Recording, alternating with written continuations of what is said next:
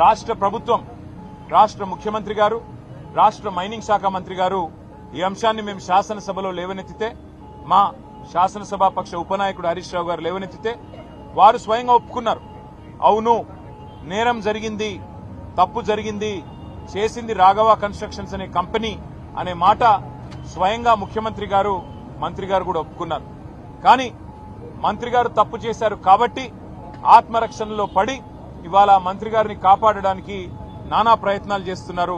అందులో ముఖ్యంగా ముఖ్యమంత్రి గారు ఎదురుదాడికి దిగి మంత్రి గారు చేసిన నేరాన్ని కప్పిపుచ్చే ప్రయత్న భాగంలో వారు అన్న మాటేమంటే, గత 10-12 సంవత్సరాలుగా జరుగుతున్న అక్రమ మైనింగ్ మీద విచారణ జరిపిస్తాం, కానీ సిబిసిఐడి విచారణ జరిపిస్తామని చెప్పి ప్రభుత్వం ముందుకొచ్చింది.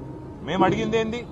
సభా సంఘం వేయండి, అన్ని పక్షాల శాసనసభ్యులు, శాసన మండలి సభ్యులతో కూడిన ఒక సభా సంఘాన్ని ఏర్పాటు చేసినట్టయితే వాస్తవాలు వెలుగులోకి వస్తాయి.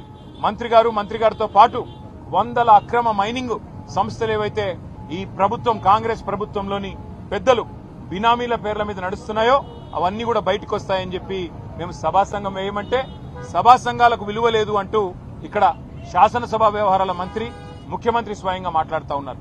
వాళ్ళ నాయకుడు రాహుల్ గాంధీ గారేమో జాయింట్ పార్లమెంటరీ కమిటీ కావాలి అని పార్లమెంట్ లో పట్టుబడతారు.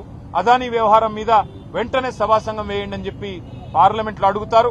ఇక్కడ మాత్రం వారి పార్టీకి సంబంధించిన నాయకులు సభా సంఘాలకు విలువ లేదు అన్నట్టుగా మాట్లాడుతూ ఉన్నారు.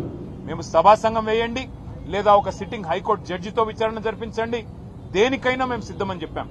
10-12 ఏళ్లుగా జరిగిన అన్ని కూడా బయటికి తీస్తామని చెప్పి హుంకరించే ప్రయత్నం, బెదిరించే ప్రయత్నం చేస్తే నిరాటంకంగా చేసుకోండి, మా ప్రభుత్వంలో ఎలాంటి తప్పులు జరగలేదు, మీరు ఎలాంటి ఎంక్వైరీ చేసినా మాకు అభ్యంతరం లేదని చెప్పి కూడా శాసనసభలో చెప్పడం జరిగింది.